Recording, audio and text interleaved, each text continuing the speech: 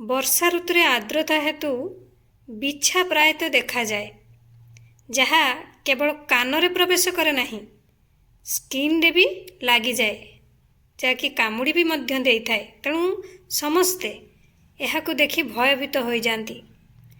तेणु एपरी परिस्थिति रे आपण कौन करबा उचित चलंतु जानिबा। जोटे घरोई उपचार कौन अच्छी एमानकु बाहर करिबार उपाय कौन अच्छी बिछा मानकु से विषय आमे जानिबा। गुड आफ्टरनून आपण मानकु समस्त मो तरफ नमस्कार। आशा करछि आपण माने समस्त भलरे थिबे। मु भी भलरे अछि। चलंतु वीडियो आरंभ करिबा। किंतु वीडियो आरंभ करबा पूर्वरु यदि आपण मानक भितरु केही जदि आज मो चैनल रे नुआ थांती ताले प्लीज प्रथम चैनल टी को सब्सक्राइब कर दियंतु। पाखरे थिबा बेल आइकन को क्लिक करंतु जहा फଳରେ मो नुआ नुआ वीडियो रो नोटिफिकेशन आपण मानक पाखरे खूब शीघ्र पहुंची जिवो। आ आपण माने मते टिके सपोर्ट करि परिबा आगु को जिबा पई। आ एते पर्यंत जो माने मते सपोर्ट करी आछछन्ती सेमानकु तमरो बहुत बहुत धन्यवाद। ताले चलंतु वीडियो आरंभ करिबा। आपण माने जानि छंती जे वर्षा दिने अनेक प्रकार रो कीटपतंग वृद्धि पाइबा आरंभ होती जोटा कि मशा पिंपुड़ी एमती कि उई एमती बहुत सारा पोक माने जोटा कि वर्षा दिने बेसी देखा जाती।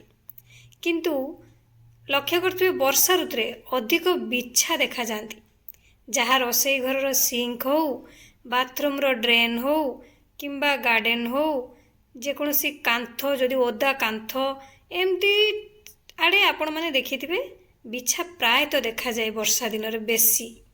आ बहुत जन थांती जे सुजोग पाइबा मात्रे ताकू मारी पकांती। ये आपण मानकर बेले बेले कान रे पसी जाए नहेले चर्म रे कामुड़ी दिए।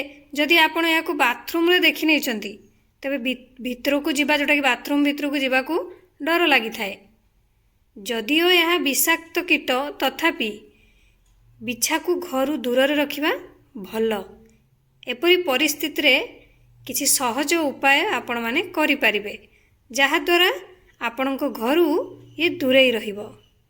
ताहले चलंतु उपाय विषय रे आमे जानिबा। फास्ट उपाय रे आपणको दरकार निम तेल। निम तेल रे किछि पानी मिसाई एको एक स्प्रे बोतल रखंतु। घरर चारि पाखरे स्प्रे करंतु। ता सहित बाथरूम सिंक कांथ एमती जो आड़े आपण माने देखुचंती बिछा घर को प्रवेश करुछि से सबु जगह मानकरे एको स्प्रे करंतु। कारण आपण माने जानि छंती निम तेल आमर औषधीय गुणर भंडार जेउ कारणरू अनेक प्रकार एथिरे चिकित्सा करा जाय जोटा कि निम तेल को यूज करा जाय। आउ आमर बिछा को जदि आपण माने स्प्रे करबा पई एको व्यवहार करंती बहुत सुंदर काम देबो। सेकेंड उपाय रे नहेले आपण माने पुदीना पत्र तेल ताकू भी मध्य माने यूज करि पारिबे। सेमती सेम प्रोसेस रे सेही पुदीना तेल रे किछि आपण माने पानी मिसेई ताकू भलो भाबरे हलेई दियंतु बोतल टिकू जो स्प्रे बोतल ले आपण रखुचंती। तापरे सोइबा पूर्वरु राति रे एही स्प्रे को आपण माने ड्रेन उपरे एमती कि जो जो जगह मानकर मु आपण मानकु कहिली आपण को घर को प्रवेश करूची बिछा देखुचंती से सब जगह मानकर एको स्प्रे कर दियंतु। किंतु आपण सोइबा पूर्वरु आपण को प्रतिदिन एही प्रतिकार करबा को पड़िबो। कारण आपण माने जानि चंती हमर पुदीना तेल रे एंटी बैक्टीरियल गुण रहिछि जहा फଳରେ एहा गंध हेतु आपण को घर को आ बिछा प्रवेश करिवे नाही।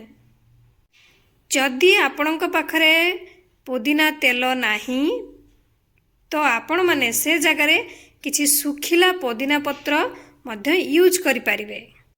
सेमती आपण माने नाली चिली ताकू भी यूज करि पारिबे। कारण नाली चिली रो दुर्गंध को सह्य करि पारंती नाही बिछा। तेणु आपण मध्य एको यूज करि पारिबे। सेथि पई आपण कोन करिवे ना गोटे पात्र रे किछि लंका गुंड मिसेबे पानी सहित। तापरे आपण माने एहाकू बाथरूम आ जेकोसी स्थान मानकरे आपण को प्रॉब्लम होउची बा आसुची बिछा से सब जगह मानकरे आपण माने एको छिंचंतु। देखिबे एई लंका गुंड द्वारा भी आपण को घर को आउ बिछा आसीबे नाही। कारण एई लंका गुंडर जो दुर्गंधटा से माने सह्य करि पारंती नाही। नहेले आपण माने ब्रांडी ताकू भी मध्य यूज करि पारिबे जोटा कि स्प्रे बोतल ले भरी आपण माने चारि पाखरे स्प्रे कर दियंतु। ଦେଖିବେ ସେଥିରେ କିଛି ପାଣି ବି ମିଶାଇ ପାରିବେ। କିନ୍ତୁ ଏହାର ଗନ୍ଧ ହେତୁ ଯେଉଁଟାକି ବ୍ରାଣ୍ଡିର ଯେଉଁ ଗନ୍ଧ ତା ଦ୍ୱାରା ସେମାନେ ମରିଯିବେ।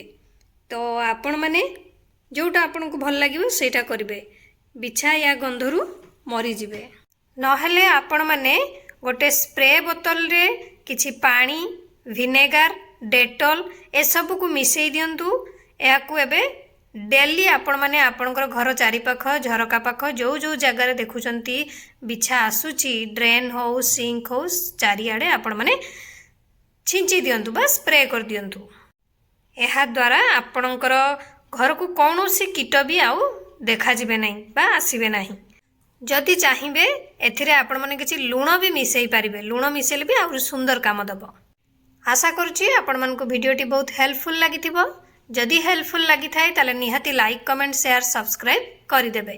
ଆଉ ଆପଣମାନଙ୍କ ହିସାବରେ ଆପଣମାନଙ୍କୁ ଯେଉଁଟା ପସନ୍ଦ ଲାଗିଲା ସେଇ ଉପାୟଟି ଆପଣମାନେ ଘରେ ଆପ୍ଲାଏ କରିବେ। ଦେଖିବେ ବିଛା ଆପଣଙ୍କ ଘରକୁ ଆଉ ଜମାରୁ ବି ଆସିବନି। ନହେଲେ ସବୁଠାରୁ ବେଷ୍ଟ ଆପଣମାନେ କଳା ଫିନାଇଲକୁ ଘରେ ରଖନ୍ତୁ ବର୍ଷା ଦିନ ଟାଇମ୍ରେ। ଯେଉଁଟାକି ବର୍ଷା ଦିନେ ଆପଣମାନେ ଦେଖିଥିବେ ବହୁତ କିଛି ପୋକ ଘରକୁ ଆସିଥାନ୍ତି। ଯେମିତିକି ଆପଣଙ୍କର ସାପ ପାଖରୁ ନେଇ ଆପଣଙ୍କର ବିଛା ପର୍ଯ୍ୟନ୍ତ। କଳା ଫିନାଇଲ ବହୁତ ସୁନ୍ଦର କାମ ଦିଏ ଏହିସବୁ ପାଇଁ। ତ ଆପଣମାନେ କଳା ଫିନାଇଲକୁ ଆଣିକି ଘରେ ରଖନ୍ତୁ। ଏଇ ଯାହା ବି କିଛି କୀଟ ଆପଣଙ୍କ ଘରୁ ଆସୁଛି ତୁରନ୍ତ ତା ଉପରେ ପକାଇ ଦିଅନ୍ତୁ। ବା ପୂର୍ବରୁ ଯେଉଁଟା ଶୋଇବା ପୂର୍ବରୁ ନ ଆସିବା ପୂର୍ବରୁ ପୋକ କୀଟ ଯାହା ବି ଘର ଭିତରକୁ ତା ପୂର୍ବରୁ ଯଦି ଚାହିଁବେ ଡେଲି ଆପଣମାନେ ଆପଣଙ୍କର ଘର ଚାରିପାଖରେ ପକାନ୍ତୁ କଳା ଫିନାଇଲ। ତା ସହିତ ଝରକା, ଗେଟ୍ ଏଇସବୁ ସାମ୍ନାରେ ବା ଡ୍ରେନ୍, ସିଙ୍କ ଏମିତି ଯେଉଁଠି ଯେଉଁଠି ଦେଖୁଛନ୍ତି ଆପଣଙ୍କ ଘରକୁ ପୋକ ଆସୁଛି, କାରଣ ବର୍ଷା ଦିନେ କୀଟପତଙ୍ଗଙ୍କ ସଂଖ୍ୟା ବଢ଼ିଯାଏ। ତ ସେଥିପାଇଁ ଆପଣମାନେ ଟିକେ କେୟାରଫୁଲ୍ ରୁହନ୍ତୁ। ରଖୁଛି, ପୁଣି ଦେଖା ହେବ ନେକ୍ସଟ ଭିଡ଼ିଓରେ। କିନ୍ତୁ ଆପଣମାନେ please like, comment, share, subscribe କରିବା ପାଇଁ ଭୁଲିବେନି। ମୋତେ ତାହେଲେ ବିଦାୟ ଦିଅନ୍ତୁ। ନମସ୍କାର।